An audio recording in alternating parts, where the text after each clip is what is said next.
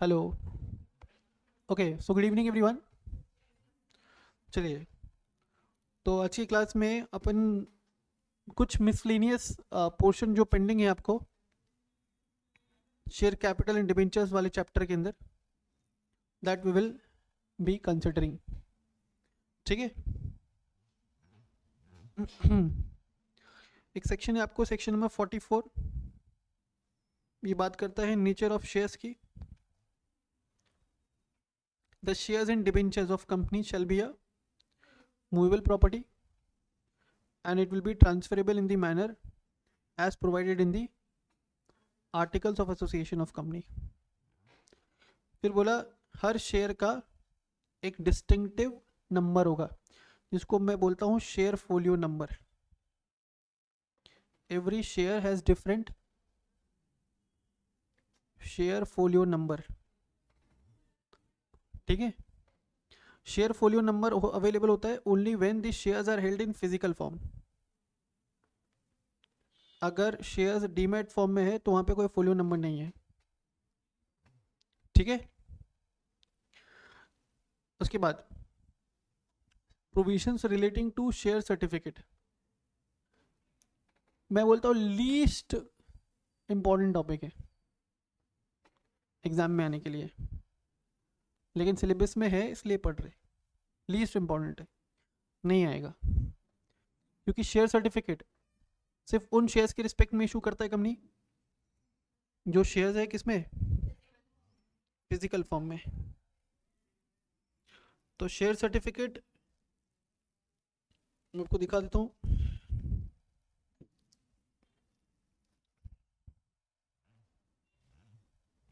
Exactly how it looks like.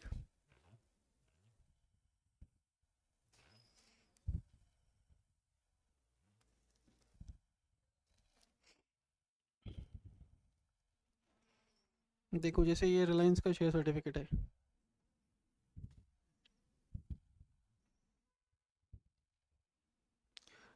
Company का detail, share certificate. अब यहाँ पे मेंशन्ड है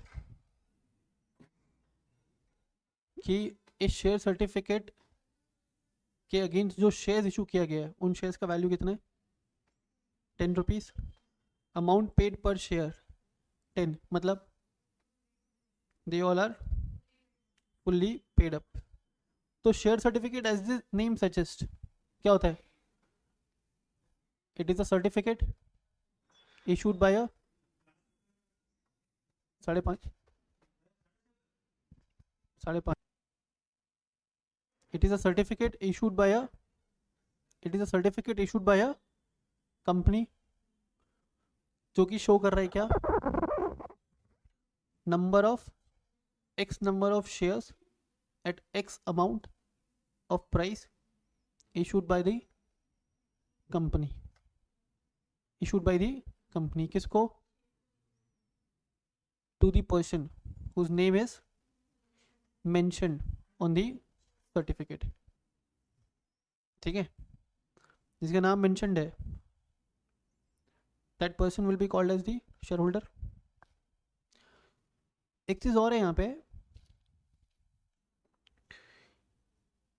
share certificate issued in favor of any person shall be considered as a conclusive evidence। share certificate issued in the name of any person shall be considered as conclusive evidence। किस चीज का, that person whose name is mentioned is holding that much number of shares in the issuer company। कोई दिक्कत यहाँ पे, चलिए पढ़ लेते एक बार। However, nowadays सेबी ICDR 2018 के में स्पेसिफाई किया गया है कि अगर कोई भी company public issue of securities लेकर के आता है तो उन कंपनीज को इंश्योर करना है कि मैंडेटरली उनका शेयर्स होना चाहिए डीमैट फॉर्म में। तो अगर शेयर्स डीमैट फॉर्म में होगा तो उसके अगेंस्ट शेयर सर्टिफिकेट इशू नहीं होगा। तो ये जो शेयर सर्टिफिकेट का कंसेप्ट है आज के ज़माने में, मैं अगर बात करूँ तो कौन सी कंपनीज के लिए, प्राइवेट कंपनीज के लिए। ठीक है, छोटे मोटे प्राइवेट कंपनीज या ऐसे पब्लिक कंपनीज भी इशू कर सकती है जिन्होंने पब्लिक इशू लेकर के नहीं आई है। Is it clear. चलिए, issue of share certificate is mandatory for every company having share capital, फिर चाहे वो पब्लिक हो या प्राइवेट हो, है ना। A share certificate is a prima facie evidence of the fact that the person जिसका नाम mentioned है share certificate पे is the owner of such number of shares as specified in the share certificate. कोई दिक्कत? Then legal requirements. Every certificate shall specify the shares to which it relates and the amount paid on the shares.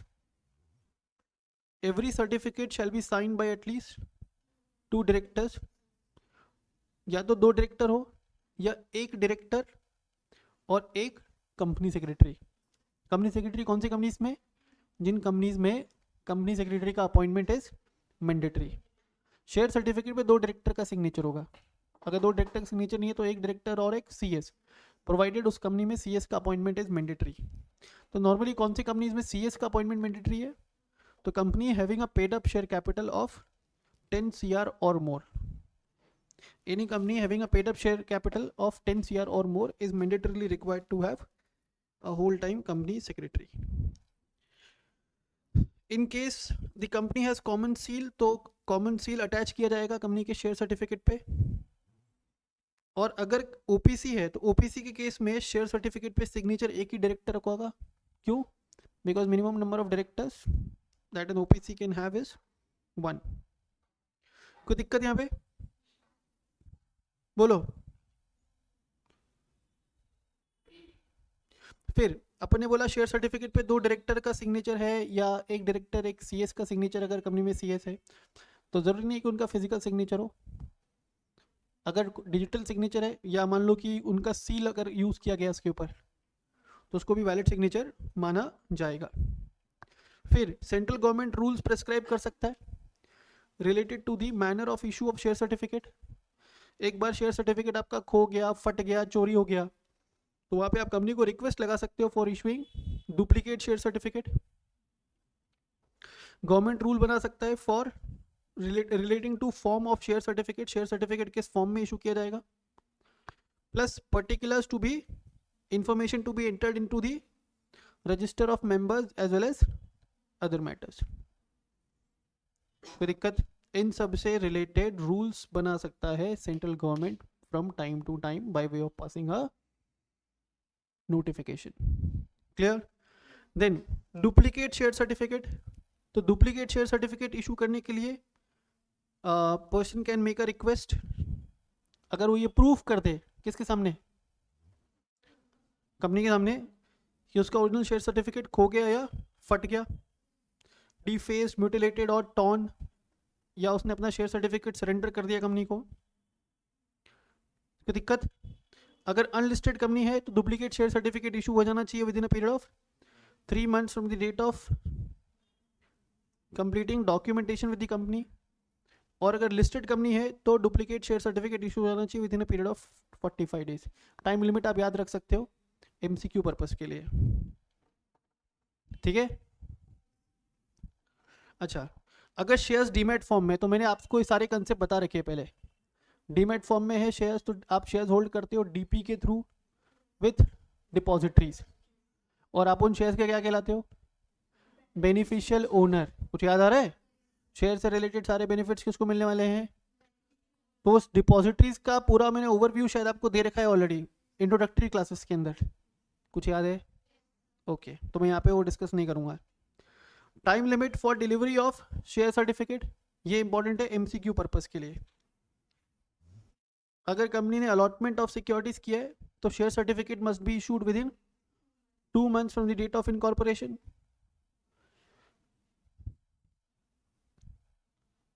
नहीं, हाँ, allotment of securities to the subscribers to memorandum at the time of incorporation. In case of any other allotment within 2 months from the date of allotment, अगर company कर रही है allotment of debentures तो within 6 months from the date of allotment, and in case of transfer or transmission तो यहाँ पे 30 days अपन ने शायद कंसिडर किया था, तो कितना होना चाहिए वो?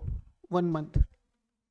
कोई दिक्कत? फिर उसके बाद estoppel created by share certificate, मतलब जिसका नाम, अगर किसी पर्सन का नाम शेयर सर्टिफिकेट पे है तो कंपनी क्या नहीं कर सकती, डिनाई नहीं कर सकती from the fact that the person whose name is mention in the share certificate is not the actual owner. Any person whose name is mentioned in the share certificate shall be considered as the owner of such shares, and company cannot deny, a company will be stopped from denying the same. Clear है? Clear? इसके बाद आपको है section number 47, ये भी शायद नहीं हुआ था, हो गया था वोटिंग राइट से रिलेटेड. यहाँ पे मैंने आपको बताया था कि वोटिंग राइट्स वेरी कर सकता है in proportion to the amount paid up. फिर मैंने डिस्कस किया था voting rights of preference share holders, ये सब चीज़ें. ओके हो गया था, तो फिर खेल ही खत्म है. 48 हो गया था, 49 हो गया था, 50, 51. हाँ तो एक बार ये देख लो, बहुत ईजी है. Payment of dividend in proportion to the amount paid up. Company dividend pay कर सकती है. नॉर्मली कंपनी डिविडेंड किस पे पे करती है, नॉमिनल वैल्यू ऑफ शेयर्स पे. कंपनी डिविडेंड किस पे पे करती है, तो company can pay dividend up to the extent of amount paid up on the shares held by the members. मान लो, समझो मेरे पास कंपनी के 100 शेयर्स है ना, और कंपनी 100 शेयर्स है मेरे पास,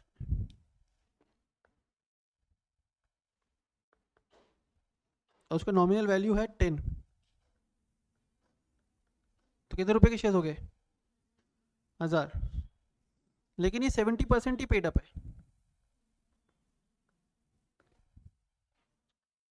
तो कंपनी मुझे डिविडेंड 1000 रुपये पे पे करे या 700 रुपये पे करे, भाई मैंने जितना कंपनी को दिया उसके ऊपर ही तो डिविडेंड देगी कंपनी. बस यही प्रोविजन है सेक्शन 51 में. Company can pay dividend up to the extent of amount paid on the shares held by the members. तो issue of shares at premium हो गया था 52, 53 हो गया था. बोलो बेटा, issue of shares at premium नहीं हुआ. ओके चलो इसको कर लेते हैं फटाफट से. सेक्शन 52 बचपन से पढ़ते हुए आ रहे होगे वैसे, कंपनी 12th क्लास में भी शायद ये, तो मैंने भी 12th में पढ़ा था. कंपनी क्या कर सकती है, प्रीमियम पे शेयर इशू कर सकती है. प्रीमियम का मतलब anything above the par value और नॉमिनल वैल्यू, है ना. Any amount above the par value और nominal value charge by the company is premium. तो कंपनी प्रीमियम पे शेयर इशू कर सकती है. प्रीमियम पे जो शेयर इशू किया वो अमाउंट ऑफ प्रीमियम कंपनी एक सेपरेट अकाउंट में रखेगी, call securities premium account, and the amount held in the securities premium account can be used only for the particular purpose. Fully paid up bonus shares, writing of preliminary expenses, writing of expenses paid, है ना, at the time of issue of shares और debentures. कुछ याद आ रहा है, premium payable on the redemption of debentures, और एक और आप लोगों ने पढ़ा था बाय बैक. क्लियर. इसके अलावा कंपनी सिक्योरिटीज प्रीमियम में पड़ा हुआ पैसा किसी और पर्पस के यूज़ में नहीं ले सकती है. ठीक है.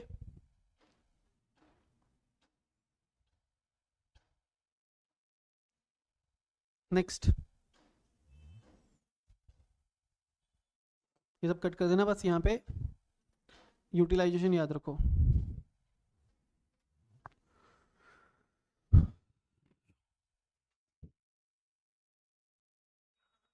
देन आई थिंक कि जो भी लेफ्ट ओवर पोर्शन है वो मैंने आपको करवा दिया है. पर्सोनेशन मैंने करवा दिया था 57.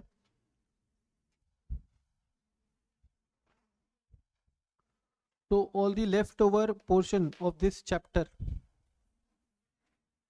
मैंने आपको ऑलरेडी करवा दिया है. आपको बस एक डिपॉजिटरी वाला कंसेप्ट रीड कर लेना है, ठीक है, which I had already discussed in the previous lectures. तो इसी के साथ ये जो आपका चैप्टर है शेयर कैपिटल एंड डिबेंचर्स करके गेट्स ओवर. या कौन से सेक्शन नंबर से स्टार्ट हुआ था इस चैप्टर, बस कौन सा सेक्शन नंबर से स्टार्ट हुआ था, खत्म हुआ है 72 पे. 43 से हुआ था या 42 से हुआ था? 43 से हुआ था. 43 से 72 इज ओवर. देन 73 से 76A इज ओवर, है ना. फिर 77 चार्जेस में कहाँ तक है? 77 से लेकर के. अभी तुमको ऐसे याद नहीं रहेगा ना, यू विल फेस प्रॉब्लम.